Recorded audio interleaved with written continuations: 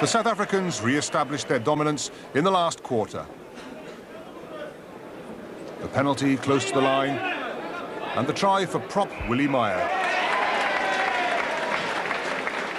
Wales tried to be adventurous from their own line, but it all had a weary look to it. The ball stolen by Krieger, and the run-in by Marius Goosen.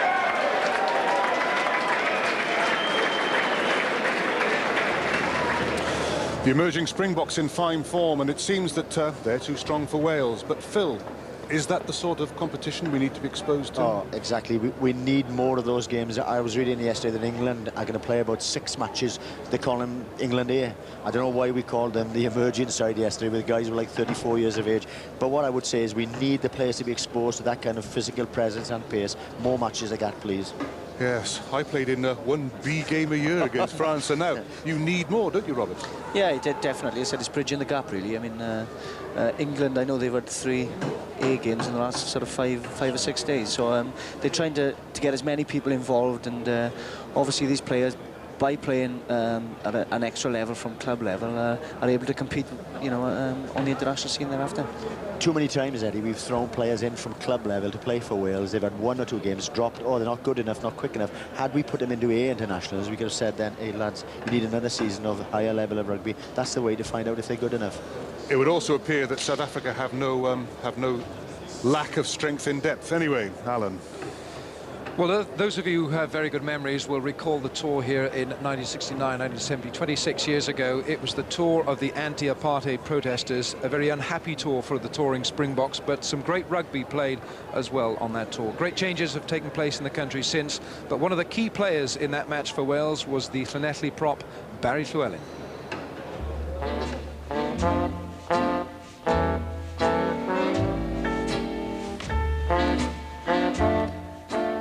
January the 24th, 1970, the day I first played for Wales in Cardiff. A momentous occasion. The South Africans were over. I'd already played against them once for Newport, where we were fortunate to win. But this was the day. We stay, as usual, at the Angel Hotel, which is just a walk across the road to the Arms Park, or the National Stadium as it is now.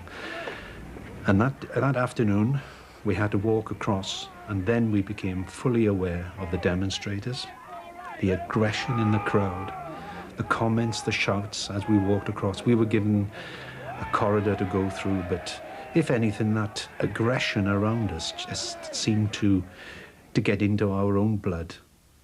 We went into out onto that field full of pride and passion. Pride that we were playing for Wales, especially myself as it was my first time, and the passion in the game itself. It was a very difficult game. The prop I was propping against, Hannes Murray, although not very tall, not very big, he was immensely strong. He was on the tight head, I was on the loose head, and I had a torrid time with him, I must admit. It was very difficult. It was a hard game because you're working so hard in the scrum to keep everything together that it does sap your strength. The game was a battle. It was very, very hard fought. We defended vigorously.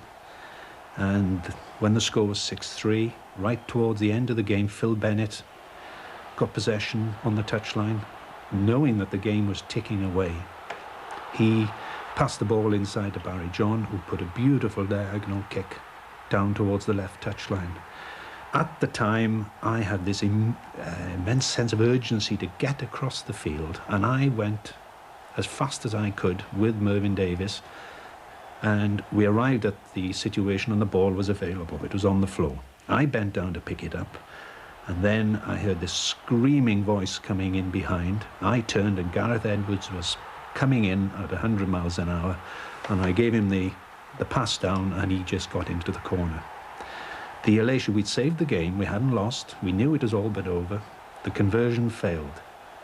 But it was such an occasion, the crowd erupted, the players embraced each other. It was such a fantastic moment to play your first cap against the mighty South Africans and be able to hold your own.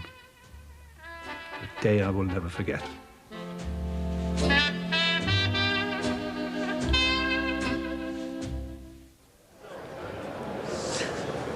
6-all, as close as we've ever got, Phil. Did I see a little dive pass in the mud there? Yeah, I was terrified of the Springbok forwards coming, so Barry called for it, so he had it very, very quickly, believe me, Eddie. And you were playing on the wing, and you had to throw into the line-out. Incredible. I'd never played in the wing in my life before. We had about 3 sessions before the game, and the wingers used to throw in those days. I think the second rows were Delmy Thomas and Jeff Evans. It was a shambles. I remember the great Delmy Thomas saying to me, Phil, throw it anywhere, it'll be 50-50 at least, you know, and that's how it turned out to be. Well, terrific changes have taken place with this Springbok rugby team. 2 years ago, it was Kitch Christie, the coach, who brought them here to these shores, and then he took the team to the World Cup triumph just last season. But he's been replaced now by Andre Markgraaff, and we can hear from him.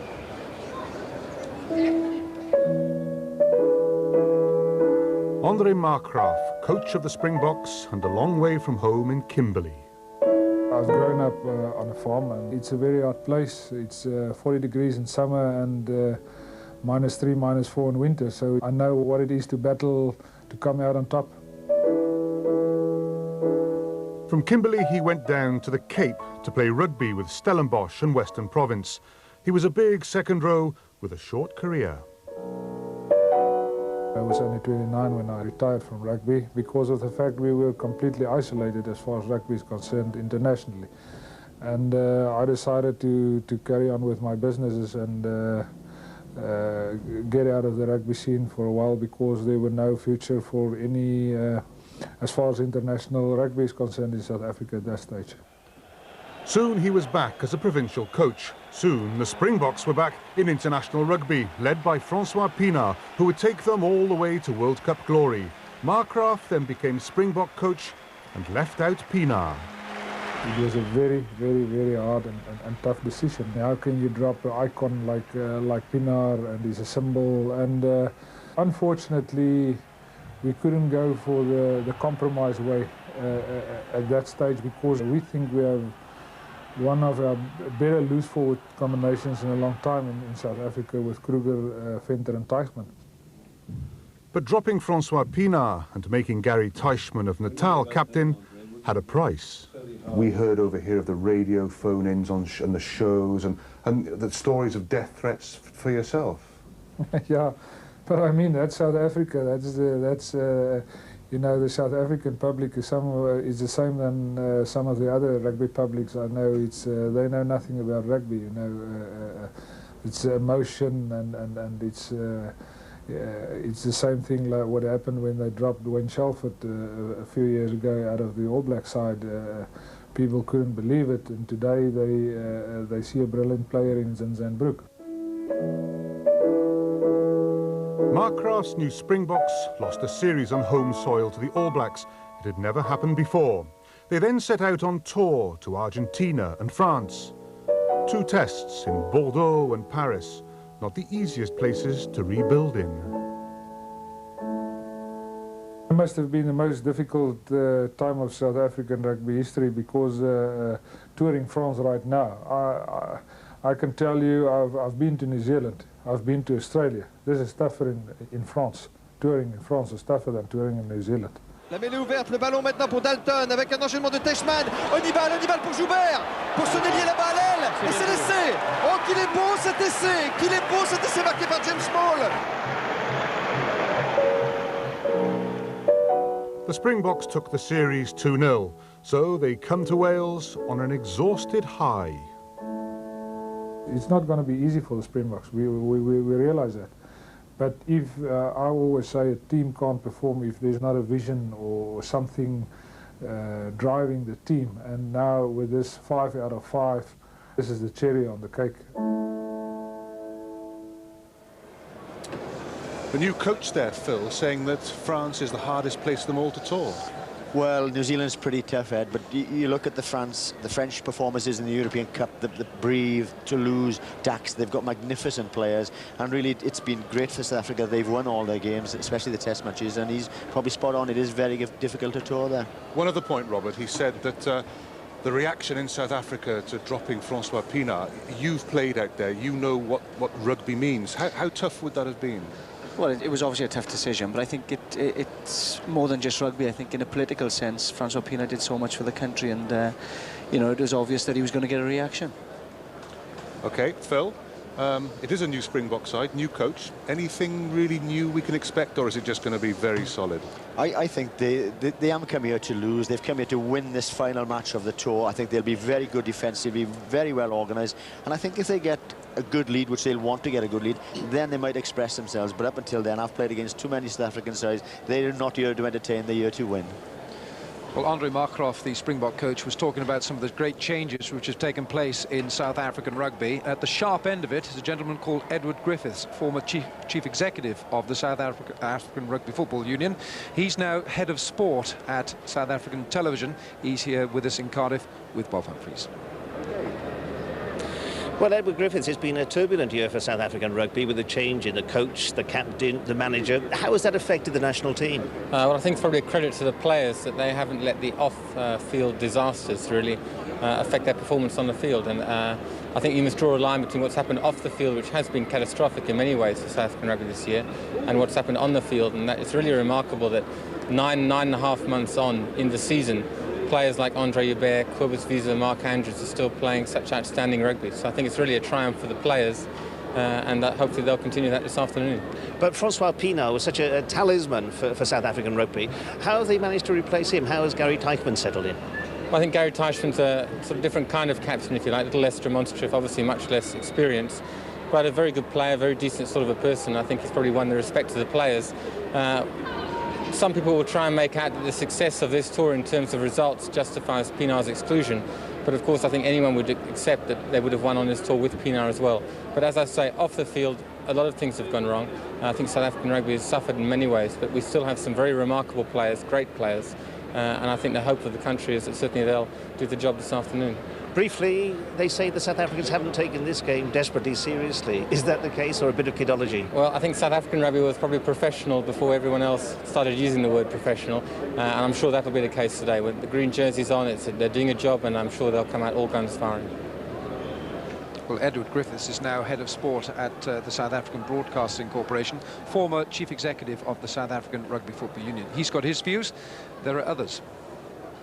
Now, Wales have made a few changes. Do you think Wales can turn the tables on South Africa? Yeah, what happened to Jones, eh? Not without Derwin Jones, I don't believe so, no. Yeah, who are you going to be cheering on today? Neil Jenkins. Why?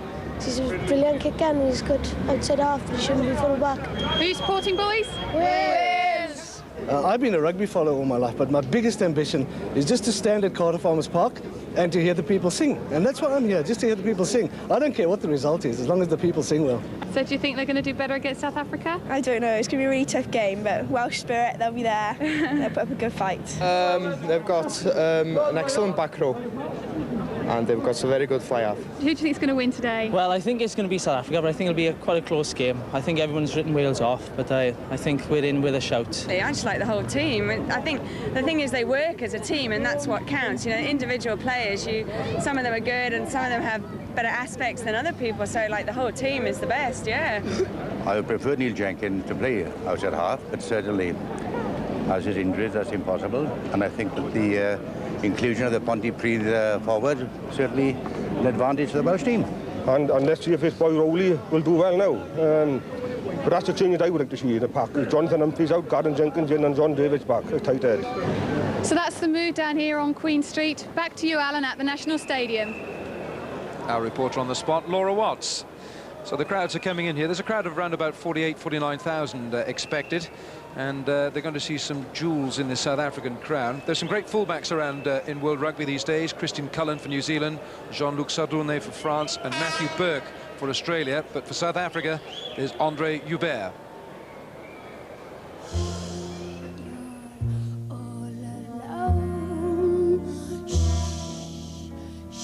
And so peaceful until you fall in love. Simple, the sky up above. Simple is caving in. Wow! You've never been so nuts about a guy you wanna love. You wanna cry, you cross your heart and hope to die. Yeah, well, thinking back to that game, it's, you know, that game will always stick with me, and I think, you know, those games only arrive once in your lifetime. You know, that's whenever you kick the ball, it always ends up in your hand. If you pass it to somebody, you know, you always manage to find you in the right position that the ball comes back to you and you score the try. So, well, it was a great day for us. Were you born into a rugby-mad family? Not actually, Ed. I still remember the day. I enjoyed playing cricket at school. I was playing cricket, and then one day, leaving school, going back home, two of my friends pulled me along and said, let's go and try out this new game. And, well, you know, I never stopped playing rugby since then, so I've been doing it since, since the age of 12. What sort of land did you live in? Were you a town boy, country boy? No, I come from a small town called Ladysmith in Natal. I think there's about 50,000 people living there, so it's a very small town, and a Midlands, and it's like a farmer's town, so it's very small, and that's where I grew up, and I've been there for 18 years, and then after that I went to university. Joubert wasn't in the Springbok sides that stepped painfully back into World Rugby in 1992, but with the Barbarians he did make his mark. Before long he was fullback and a vital part of the World Cup winning South Africans. He's done it all, but he's still back for more. My big motivation on this tour was going to France, because I haven't actually toured in France yet.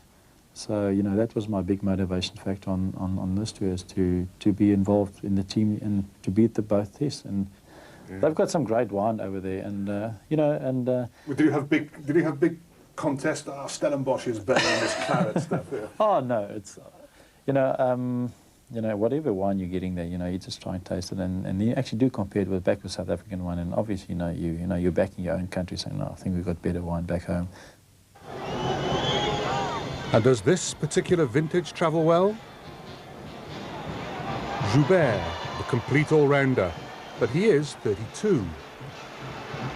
We won the World Cup last year, but you know, there was quite a few guys, well, old guys on the side, including me, myself, and Quivers, and so, you know, we got a new coach. You know, he wants to win the next World Cup, so he's starting to rebuilding a new side. We got a young side actually here now, and I don't think I'll be around there for the next World Cup, because I think then I'll be 35. You know, that I'll be pushing it.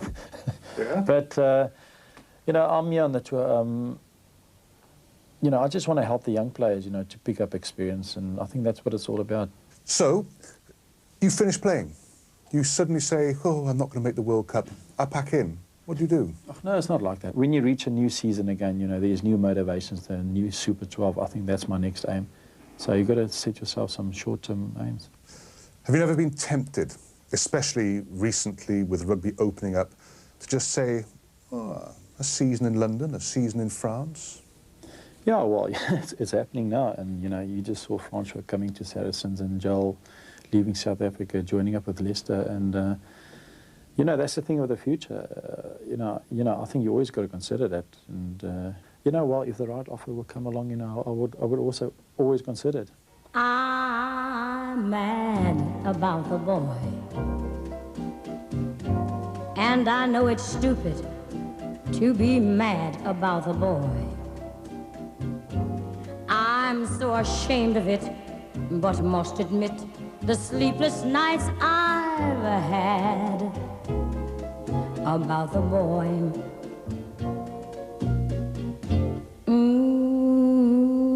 Wales, it's the sort of dog end of the tour for you.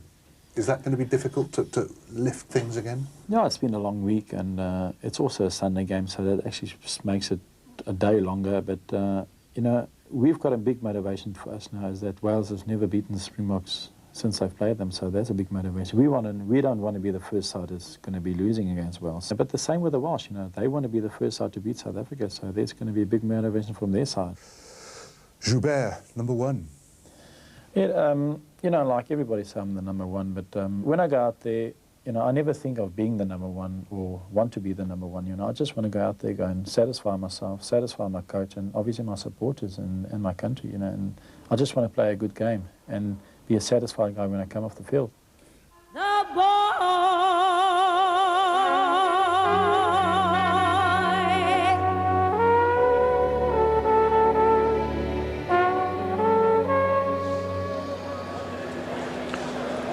André Joubert, South African fullback, and here's the Welsh team that's going to be playing today. Chris Loader in the front there alongside Neil Jenkins. They've had the photo call.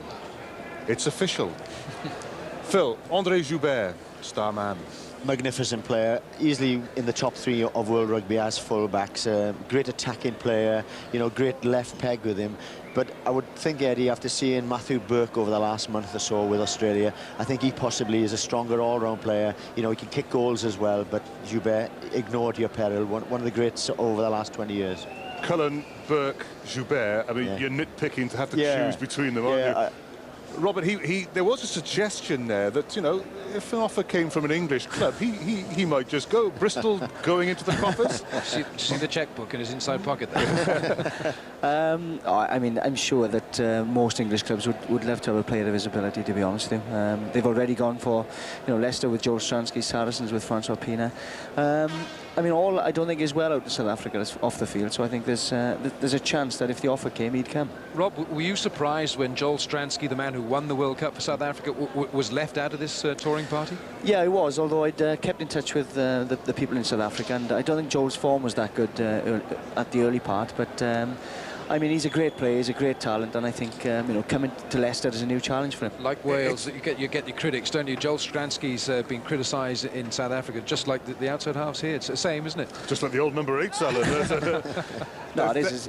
I think the outside halves throughout the world, I mean, it is a key position, and although Joel won the World Cup for South Africa, you know, he's always been under pressure. One observation I would make is that the whole Packer circus seemed to be so much bigger in South Africa. I think Pienaar was certainly sort of tainted by contact with the World Rugby circus. Yeah, I think he was instrumental actually in setting it up in South Africa before Louis Late got his hands on him, and I think as a result he might have suffered, you know, because of that involvement. And you don't argue with Louis Late?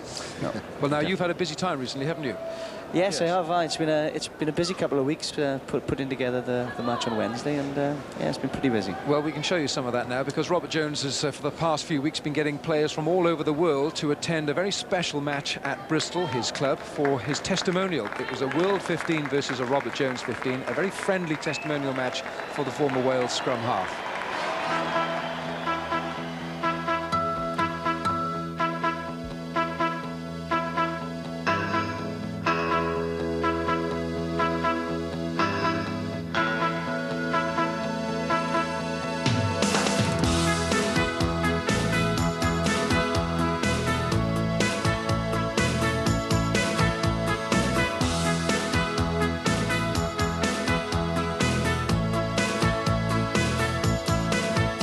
Respect. You watch him even now on TV, he's still got the flair, still got it all there, and I'm sure he's got a couple more years left.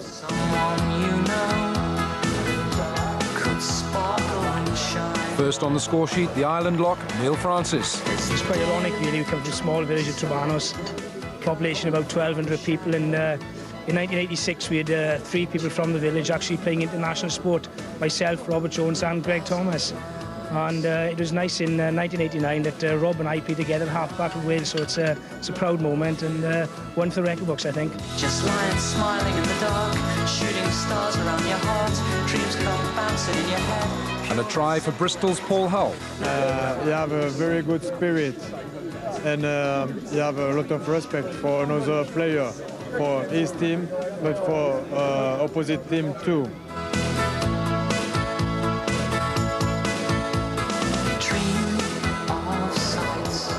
Fullback Mike Rea. A fantastic player and really, really decent guy, and great to be here and helping him out. Can make you decide. Aled Williams.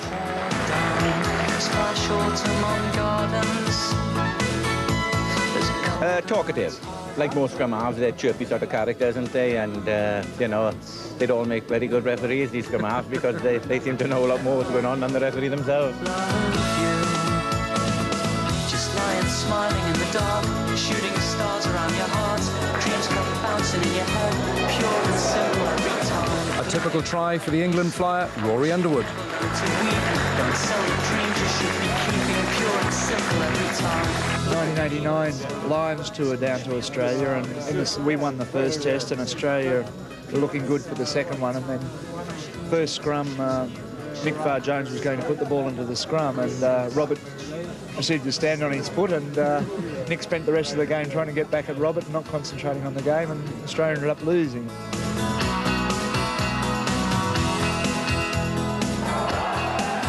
And a beauty from Robert's brother, Rodri. If love's the truth, then look no lies and let me swim around your eyes. I found a place A narrow win for Robert's team. Robert has been unfortunate in that the Welsh packs of his era have always been on the back foot. Despite that, he shone, and as a Northern Hemisphere player, he is one of the few players who would have probably made a name for himself in the Southern Hemisphere. Lions smiling in the dark, shooting stars around your heart. Dreams come bouncing in your head, pure and simple every time. Now you're crying in your sleep.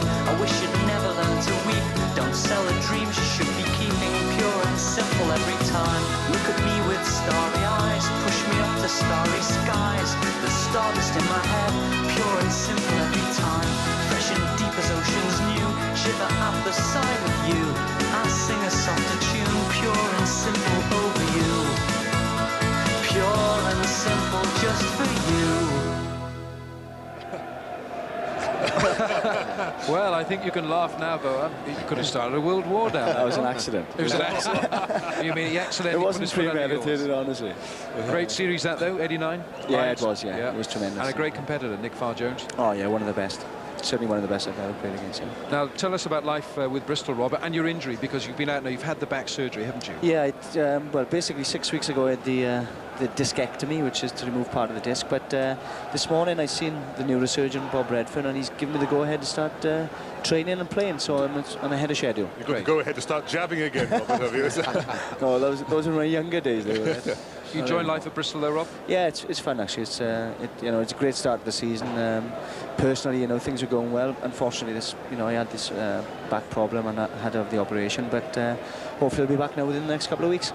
Perhaps the greatest tribute I can pay to Robert Jones is when you think of the scrum halves that he's kept out of the Welsh team: David Bishop, Jonathan Griffiths, Rupert Moon, Bridges, all those lads, and still he's got these amount of caps. Fantastic achievement. Well, I think we should ask you, really, terrific there, Phil, because you're not really out of the Lions' reckoning. You haven't put yourself out of it, have you? Oh no, I mean I'm available. I mean I'm still ambitious. I still want to get on. I mean, you see Andre Joubert, he's 32, 33. You've got Jonathan back in the Welsh setup at 34. So hopefully I got 2 or 3 good years left in me. And when are you going to hope to start playing again? Hopefully after the news that I had this morning, within the next couple of weeks. So I mean, things are looking good. And Alan Davis, of course, he's very much involved. He's director of rugby, isn't he, at Bristol? Yes, he is, and he's doing a really good job. I mean, the results haven't gone that well as of yet, but things are coming together. We've got some good talent there, and hopefully we can start putting things together. OK, thanks, Rob. Thank you. Well, things are coming together, hopefully, for the Welsh team. Optimism here rides high for a Wales win over South Africa. A lot of criticism after the Australian game, when especially the line-out was criticised. One of the men in that line-out, Gareth Llewellyn. A lot of criticism after Australia. Were you a little bit annoyed with that criticism? Well, no, I think I'm used to it now, 52 caps later, you have a bad game and the Welsh press immediately jump on the bandwagon. And it's something that annoys me because, anyone knows that the line-out wasn't good against Australia. It doesn't take an expert to point that out.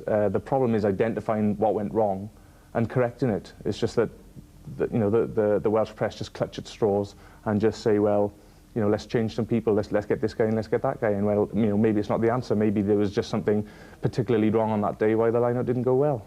Why didn't it go so well?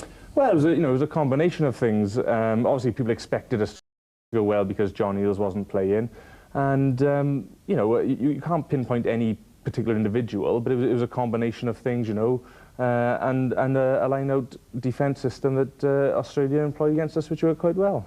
Do you feel that in Wales, where everyone is a selector? Oh, absolutely. And, everyone is very biased towards their own team and their own particular area, whether it be Gwent or West Wales or Neath or Swansea, Llanelli, Cardiff. And everyone wants to see their own people in. And one of the big reliefs for me this year, being down in Harlequins, is that I don't see Scrum 5, I don't see the Western Mail on a Monday morning. I don't have people coming up to me in the street telling me what happened or what they think should happen, and it's just totally out of the pressure cooker. You sound as if you're relieved not to be in Wales. With this intensity on you, that for you and for the family, it's better to be away from it. Well, I think so. My wife definitely thinks so, and just coming back to Wales every Monday to train with the squad, just getting the feedback from the boys, you know, it's something I'm glad I'm out of, and it's just made for a much easier lifestyle for me. I'm training harder.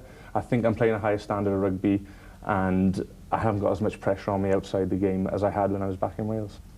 Do you feel then, Gareth, a certain empathy and sympathy for Derwyn Jones, who's been dropped for this match? Yeah, of course, you know. Derwyn has won line-up ball against everyone. He won line-up ball against John Eales, he's won against Martin Bayfield, and you know, we're just going over to a new system of supporting, which you know, which the lawmakers have changed, and it's not easy to change because we had a very good system before, and you know, I feel sorry for him, and you know, at the same time it could have been me, but you know, I've been dropped 4 times before, I know what it's like, and you know, your first or second time is always the most difficult. How have you reacted to it inside? Have you felt totally despondent? What's your reaction to it? To getting dropped? Oh, the first time, obviously, you know, it's, you just feel like your world's falling apart, and you know, everything you've strived for is just is gone, and you don't know whether it's going to come back. And I think as you go on longer and longer, and you get more belief in your own ability, and you know, you're confident of where you are in relation to other people in your country and in the world, then you know, sometimes you do get dropped for whether they be the right or the wrong reasons, and you just shrug it off and, well, you know, they'll come back to me. You're not going into this game thinking, well, I've got something to prove here. You're going in there because you know you're in there on merit and you know you can do a good job. Well, I'm going in there, you know, if I've got anything to prove, it's to Kevin Bowring, because Kevin picks the team. I haven't got anything particularly to prove to myself, because I believe in my own ability, and I believe where I am in the pecking order of second rows. But I certainly haven't got anything to prove to the Welsh Rugby press, who will write their opinions in the Western Mail and other papers on Monday morning. And you wouldn't read it anyway? Exactly. Well, that was a very honest appraisal from Gareth Llewellyn, who's reacted to some of the criticism. Robert, are you a reader of newspapers? Are you a watcher of television programmes when they criticise you? You can't get away from it. I mean, if you don't read papers, people tell you about them anyway, so... I mean, it was interesting, his point, actually, that, that there's a lot of pressure when you're playing within Wales, and I agree with that. Now, the fact that I've left and I'm now playing my rugby in Bristol, I do feel that easier in many ways, that the pressure seems to be off, and I think there's an intensity amongst the media and the public in Wales that puts an awful lot of pressure on players. But that's always been the case, Phil, hasn't it? It's a goldfish bowl, isn't it? If you're wearing that red jersey, and you've both captained Wales, you and Eddie, you're always under the spotlight. It's not changed, even with a new sort of era of money coming in. It's always been there, going back 50, 60 years, that you're always under pressure. You're only as good as your last game, and we in Wales perhaps are a little more critical than other countries, but Robert's been to South Africa, I've been to New Zealand. It's exactly the same there. The intensity is there, and Gareth really at the end of the day knew that we lost that game basically because we didn't win any line-up ball against Australia, and you have to take, you know, you get a young second row coming in for Australia, dominates the match, and Wales don't get any possession. I think you have to take the criticism on the chin. What was your reaction, Eddie? I mean, you captained Wales, you had your fair share of criticism. Yeah, I did. I think it's, in a way, the press sees itself sometimes as being a motivating factor, which is absurd. The press is simply there to react, not to judge so much. And yet Gareth Llewellyn there, honest as it was, by actually speaking about the issue, has almost fueled that desire by the press to be really in there at the heart of it all. It's a very delicate procedure, the whole balance between press and players, and I don't know whether speaking about it is the right thing to do. I think Gareth would just shrug it off and say, look, one bad game, I'm still playing. Today, just go and put it all right. Do you know players, Rob, who've really reacted badly to criticism, who you know them to actually cringe and say, look, I can't read these things? They've reacted so badly. I think a lot of players do. I mean, I've been interested actually to read Jonathan Humphrey's comments this week. I think he's come under an awful lot of criticism, and I think he's reacting by, again, speaking to the press and saying, you know, that I'm playing my best rugby and doing as best as I can. And he seems, as Eddie said, I think the best thing is to do is just take it on the chin and just get out and perform on the field. And as a result, then you're making critics sit up and take note. Phil. A point I'd like to make, when I played rugby for Wales, I was slated by a lot of top pressmen, some great ex-players, and you have to take it. You just get on it. You say, I'll try my very best the next sort of game. But the one thing I think which is destroying Welsh rugby at the moment, it happened to Robert, is the letters coming in from people, which Jonathan Davis was very upset about last week. Jonathan out, Neil Jenkins back in. We almost had a poll a few years ago. I think Rob was involved. Who should play scrum half, Chris Bridges or Robert Jones? It destroys players. I think the ex-players or the press criticise the lads. They'll take them on the chin, but not coming from your mates in the street. I remember once, I think this may be the best way to treat it, is you speak from a position of strength. When you win, then you can let it all pour out. I remember Jeff Squire, after we actually won in Scotland, he pinned one of the press guys to the bar and he said, "This is my answer." And he very gently put him down and patted him on the back and said, "Go away, little man." Well, I know it's led to incidents, down the history of rugby, hasn't it? New Zealanders have reacted badly to it. They're just as fanatical about rugby in South Africa, Rob, aren't they? Oh, very much so, yeah. And but I mean, it's different in some shape or form. I don't know why. I can't pinpoint any particular reason, but I mean, the press seem to be more behind the players, and any criticism that does come through the press is very constructive. And it's a very valid point what Phil said about the letters. I mean, it's happened to me certainly locally down in Swansea, and it has it's caused a lot of animosity and problems from within the family as well. And it's been very difficult to accept, because people are writing, people who I don't think necessarily know anything about the game, and as a result, any comments they make are unjustified and not particularly constructive. The one letter that really got to me came from a vicar in Llanidloes. I thought a vicar might have something better to talk about than rugby. Oh, right, okay. I think it's me, Alan, it's me. We've had the views of Gareth Llewellyn, and here's another second row forward, Big Bad Cobus.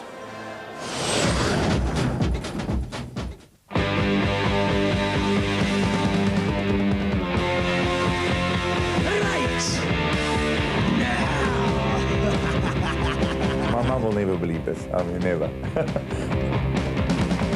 I am an anti-coaster. I am an anarchoaster. Don't know what I want, but I know how to get it. I want to destroy, possibly, 'cause I want to be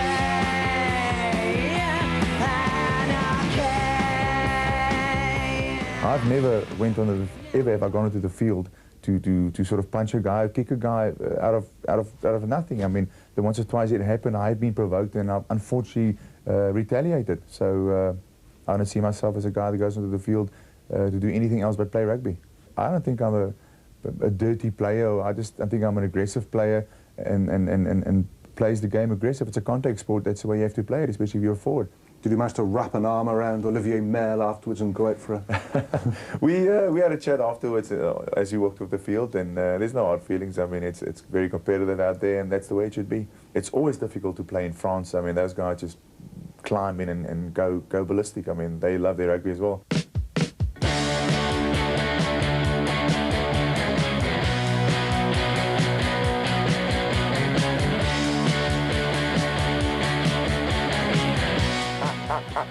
All aboard!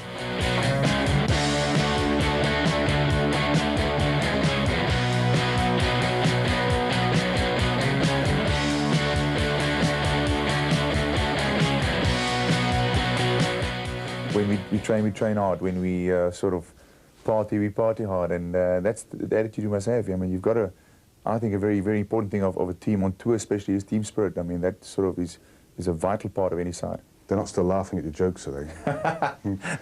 Hopefully. You have a feeling that this Welsh leg is a bit of an afterthought. Is there a sense of relaxing? I think there was. That's why the first 2 days we just took a total break. We went to the gym and sort of relaxed a bit. You took a break by going to the gym? Well, there was a couple of good-looking females around there which sort of helped the guys rewind, you know. But no, it was great, and we sort of took our minds off the game and of the field completely, and it showed in our practice on Wednesday. The guys were chirpy, they're up and running about, they were full of energy, and we're looking forward to it. You won the World Cup. and the whole country, the whole world really went on some sort of rugby high. Has it been difficult, life after the World Cup? It's been actually very busy in South Africa. Normally off the field, being at functions, speeches, going to schools. I actually enjoy that. I enjoy working with people, talking to people, socializing with people. That's great, you know, whenever you can find the time and to fit it in, that's great. But South Africa's been in a hype, and people still talk about the World Cup, although it's been a year ago. And I think they'll talk about it for years to come. I spoke to the Australians after they won the World Cup, and they said it was exactly the same. It's a year, it's a game, it's a part of people's lives that they'll always remember, and it's also great. I mean, it's something that happens once in your lifetime, and I was very fortunate to be part of that side. But then there was a sort of contrast, wasn't there? You lost the home series against the All Blacks. Was there, ooh, this is all going wrong? You're right, people are funny, you know, they criticise quickly, they quickly forget that it can happen. It happened to the Australians, it happened to the New Zealand team for some reason. Hasn't on this tour, we haven't played really to our full potential, I believe. Oh dear. So we're getting there, and we know exactly where we're going, and we're working towards that goal, and hopefully as soon as possible we can sort of really mould into a great side and take it from there.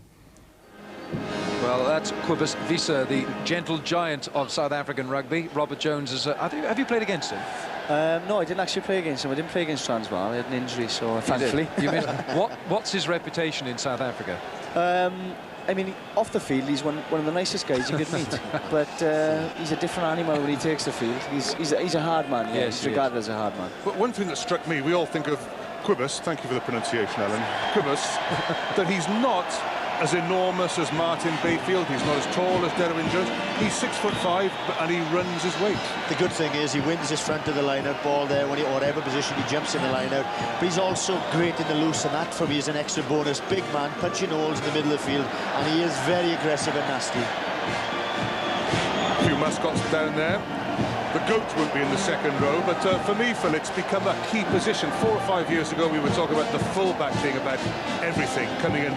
But now, if you've got a second row who puts in 8 or 9 tackles and wins ball, it's such a bonus. Well, if you look at the All Blacks playing, you've got Ian Jones, who's all about the field. If you look at the the South African try against France last week, who gave the last pass? I think it was Mark Andrews in the middle of the field, putting tackles in. And I think the day is gone. We can just be a line-out forward, jump there, win your ball, pushing the scrums. We now want people who can tackle, handle and get about the field. Some great carnival actions and people. There's a couple of Nelson Mandelas in the crowd there. Mr. Major. This is a terrific atmosphere here for this match, Wales against the world champion South Africa. Well, of course, against Cobus Wiese and Mark Andrews today is the Pontypridd factor, Mark Rowley and Dale the Chief McIntosh.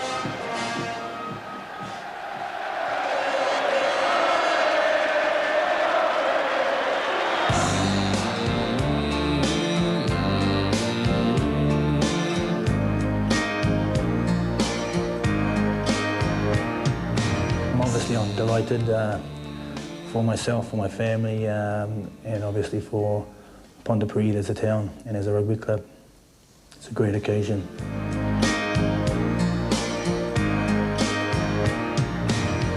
The boys that helped me along, both myself and Mark, and a lot of thanks has to go to Pontypridd, the rugby club and the players, and I'm very, very grateful to them for getting me here.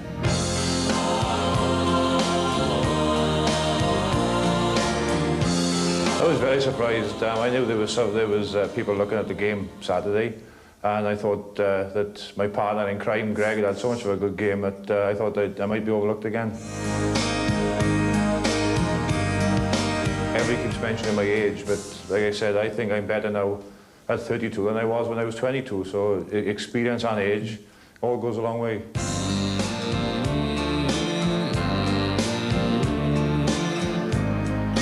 I've been over here now 8 years with Pontypridd.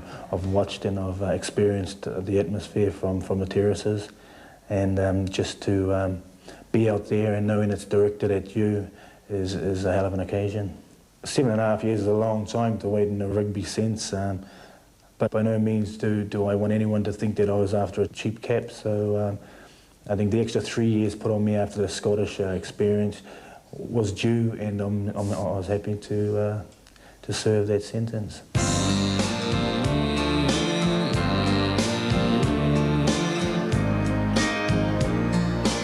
I don't feel pressure. I know it's my first game, but as long as people allow me the chance to have a go and then see what happens from there, then I don't feel the pressure's going to get to me. The press this week has been really good for myself and for Dale.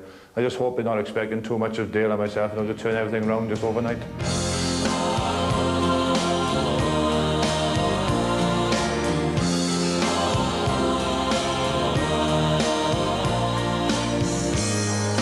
They're big lads, you know. I can't see Cobus Weezer doing the goose step. You know, so at the end of the day, we got to just meet fire with fire. And I enjoy the physical confrontation, as obviously the South Africans will. We played South Africa up here 2 years ago, and they were a very good side, a very hard physical side, but I thought we coped quite well with them at club level here. I'm hoping that I can get into the middle of everything in the rucks and mauls and just put myself in the way, try and either win us some ball or stop them winning ball clean and quickly.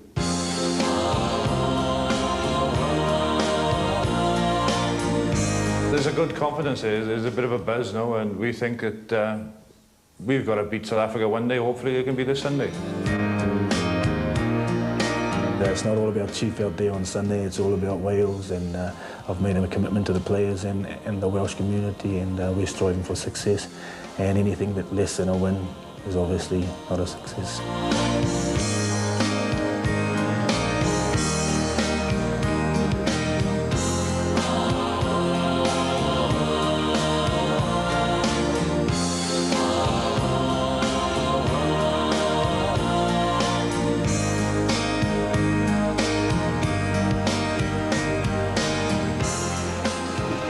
Two big players for Wales today, McIntosh and Rowley, and two big men in the stands. Ron Davis, Shadow Secretary of State on the left, and of course, Peter Hain, now Labour MP for Neath, and a man very much involved, of course, in the years when the South Africans were playing in the movement against the South Africans playing international sport. But all that has changed now.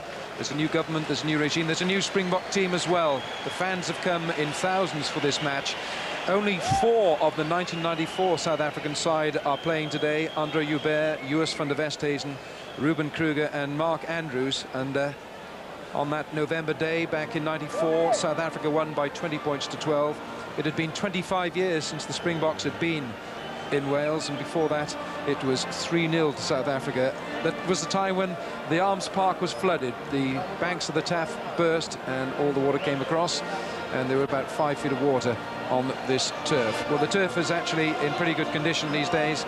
It had World Cup football yesterday, and now it's international rugby, the last international of 1996.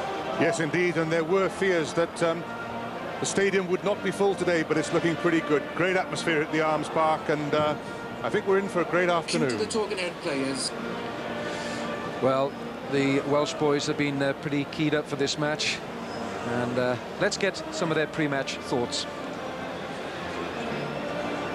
Well, it's more like having the first cap over again. It's quite nerve-wracking, and probably in the biggest game of my career against the world champions, South Africa. I think that you know, we're a little disappointed the way we've played this season. I think that you know, we've played a little bit tight, and maybe we haven't played the expansive game that we played last season. So I think, you know, we're looking forward, you know, trying to get back to playing the expansive game that we did in last year's Five Nations. We feel that we're pulling together nicely as a pack now, and we've just got to build on what we've done in training and make sure things go right this time. First and foremost, Kev wants me to actually be a ball winner, so that's what I'm going out there first to do. Then carry the ball, obviously, which I enjoy, and then defensive work. But if Cobus Weezer comes for me, I'm not going to shirk, don't worry. Well, hopefully I can show the world what I do for Pontypridd every week, you know, and it's not a limited game. I tackle, I win line of ball, I can ruck, I can maul, so hopefully they'll get the full works. I think we got to play a more mobile game than we did against Australia. We felt that we could have won the game with a set-piece plan, and that didn't work. And we know that we got to go back to playing the type of rugby which we can compete on the world stage.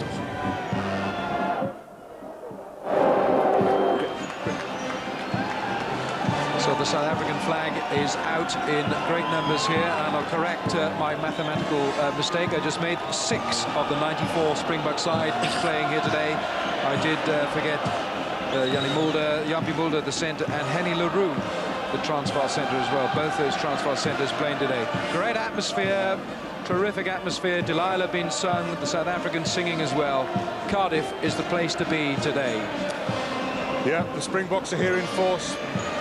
I somehow think the world champions will just be too strong for Wales, but it doesn't really matter. It's a pre-Christmas party. A crowd of nearly 50,000 here today. The last international for 1996. Wales against the world champions South Africa. Your commentary team, JJ Williams and Hugh Llewellyn-Davies.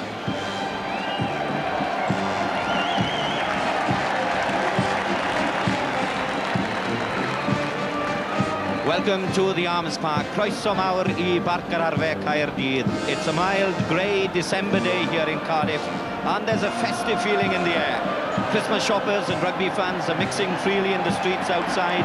The band's been playing carols, and yesterday we had Turkey. This afternoon's game is the second of two major internationals at the stadium over the weekend. 24 hours ago, the crowds came to see Ryan Giggs, Mark Hughes, Neville Southall and company as Wales took on Turkey in a World Cup qualifying match.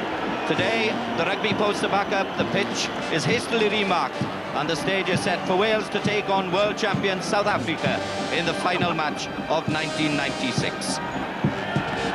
It is the end of a long, grueling and at times controversial 12 months for both teams. And here comes South Africa. Number 8, Gary Teichmann, leads them for the 5th time. They arrive proudly as world champions. They arrive with an impressive 100% record in their 4 tests so far on tour. And they arrive as the only major rugby nation in the world who've never lost against Wales. A side full of talent from Andre Joubert there, an inspiration at fullback, one of the world's great rugby players right through to fiery hooker James Dalton. Hooker, Jonathan Humphreys, leads Wales out. Their task is immense, to succeed where no other Welsh team has ever succeeded before. It is a proud moment for the two new caps who are in the side. They are both from Pontypridd. The one is lock Mark Rowley. He has waited a long, long time for the honour to come. Mark Rowley is now 32 years of age. What a moment for him. And then at number 6, we have Dale Lindsay Manawa McIntosh. And that's the latest Kiwi come Welshman, born in the King Country. He has a Scottish grandparents, played for Scotland A, but now qualified less than a fortnight ago to play for Wales. 2 late changes bring Arwyl Thomas of Swansea here at outside half, and the former Rugby League man Alan Bateman at centre. It will be Bateman's first union cap for 6 years. The teams come in front of the committee box to line up for the anthems, the 2 anthems of South Africa, followed by the Welsh national anthem, Hen Wlad van Hadau.